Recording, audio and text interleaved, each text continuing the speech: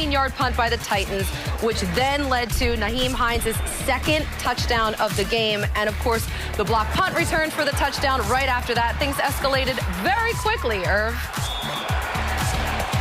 Yeah, and I'm going to tell you something. This was something that the coach saw in film and study when they looked at it and the way they attacked those special teams. And you saw it. Once he shanked that punt, the punter was on the sideline. Troy and Joe, who does such a great job, they commented that he was beating himself up over there. I don't know why he was beating himself up, because when he came back in the game, their coach beat him up. They jumped right all over this right here and picked it up. They got something going in film, and it worked tonight. They look good tonight. That absolutely was the turning point of the game for them. But also, Joe, I just thought Frank Reich's aggressive play calling, going for it on fourth down, they converted 3 of 5 times. But what did you think of some of those decisions? Well, I thought Frank Reich was very good as the head coach, making some really key decisions throughout the game. I thought he did a really good job being aggressive on fourth down right from the beginning of the game. As you saw, by the end of the game, offensively on third down, they weren't very good. They were 4 out of 12, but getting to fourth down and having the commitment in your offense and the confidence to go for it, they were 3 for 5 on fourth down. They were able to continue those drives and to keep moving the ball down the field. And really, for the most part of the night, the Colts owned the game because they had the ball in their hands, and they didn't punt until just a few minutes left in the game. And so when you're able to do that, it puts so many things in your favor, and your chances of success are so much greater. So hats off to Frank Reich for some of the coaching decisions that he made in the game tonight.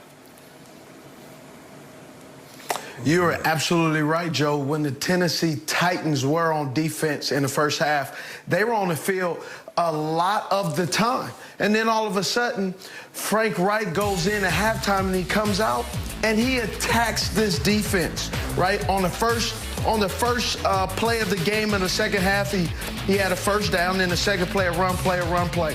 But one of the things that I saw from the Tennessee Titans, that is a concerning thing, is they either had to commit to stopping the run, which allowed or put their corners on the island, which they struggled, or they had to sit in the zone and line up and try to stop the pass, and they weren't very disciplined in the zone coverage. So their back half was a problem. The second level, the linebackers and mainly the corners and safeties, they weren't able to make an impact in the game consistently, and that's what led to the Indianapolis Colts being able to move up and down the field at will and really take the Tennessee Titans offensively out of the game plan that they like, which is run Derrick Henry left, run Derrick Henry right, which just kind of hinting to some things that in some other division in the AFC,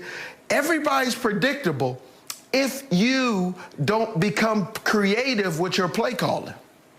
We saw the Colts. They were able to spread the ball around, move the chains all night, especially in that second half. And then the Titans, they allowed 430 yards of offense to the Colts. And you add in all of the special teams gaffes, and that led to the Colts winning 34-17, a 17-point road win for them. And we're going to talk to the winning quarterback coming up next. Philip Rivers joins us live. Top the AFC South, now 6-3. A big night for Philip Rivers. He was efficient, he took care of the ball, and he joins us now. Philip, thanks so much for coming on to the show. There you are. Okay, so listen, this was a game where it didn't look like it was going to go your way in the first half, but obviously that second half, you guys came out strong, and this was a really important stretch considering that you face the Titans again in 2 weeks. So how important was it to take care of business tonight? Yeah, it was a huge win, especially coming off last week, not getting it done against the Ravens, going into this division road game. But we all felt good at halftime. They didn't slow us down in the first half. We got the 3 right before the half. Felt like if we drove and scored to start the half, that we were, to take the lead. We obviously get stopped on 4th and goal after about a 9-minute drive. But defense came up with some huge stops. Obviously, get the block punt for a touchdown, and then we were efficient on offense all day long. Philip, it's Michael, and there were a couple of things that we talked about earlier this week when we got a chance to chat. We talked about Are the Colts an elite football team? We also talked about what is a statement win for you guys. You talked about Detroit and Chicago being statement wins on the road. Where do you rank this win, and what is it with the Colts where you guys have played so well on the road? Yeah, well, this one was bigger than the last two because it was the next one, and then Green Bay in 9-10 days will be the biggest one of the year because that's the one we're playing. But we're just a team that's continuing to get better, and all the teams I've been a part of, and just being around the league for a long time, the teams that are playing the best in November and December are the ones that get to play in January, and ultimately you hope to play in February. So we just got to continue to improve, but we need to win along the way. And this was a huge game. Every game's huge the rest of the way out. And I love these Thursday night games, especially after a win. You get that mini bye, and then we get to regroup and get ready for Green Bay. Hey, Philip, Steve Smith here. You've been playing this game for a very long time. How has your game evolved now that you've become older and still playing quarterback? Well, I think you try to keep getting better and keep improving, and obviously the challenge is going to be how to maintain that physically as you get up there in age. But I feel good physically. I really do. I feel like I can still make all the throws necessary, and obviously I've always thrown with anticipation, so that's helped me. I've never had the Mahomes or Rodgers or Stafford or those guys' arms. I've just never had that arm anyway. But anticipating and throwing with accuracy is what's been my game. And then the mental aspect of it. We're in no huddle today, getting to be at the line of scrimmage, check in and out of things, and I just felt like we were in a good rhythm all day long. Again, we had 2 fourth-down stops. We're in a good rhythm all day long. The guys up front, it starts with those guys. We rushed for over 100. I think we were over 70% in the completion in the pass game, and we didn't turn it over. So you do those things, you're going to have a chance every week with the way our defense and special teams is playing. Philip, you passed Dan Marino on the all-time passing yards list tonight. What does it feel like to jump one of your childhood heroes on that list? Yeah, it is special. It's special. And, those guys up there on that list, I don't know that I'm in their category, and that's okay. But, Dan Marino was on my wall. There's a poster on my wall as a young boy in Decatur and Athens, Alabama. So it is special. Thankful that I've been able to play long enough.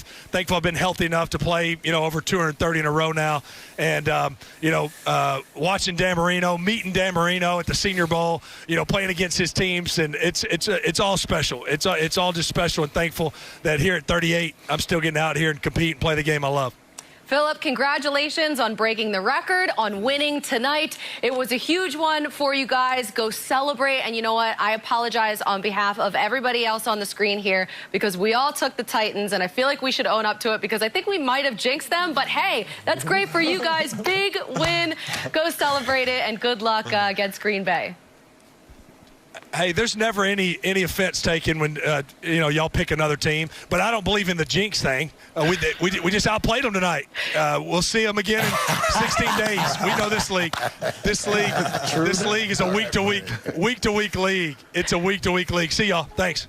Philip Rivers there with the mic drop. Thanks, amazing stuff from him tonight on the field and off here with the post-game interview. Guys, we got to stop sweeping teams with our picks. We have to stop doing it.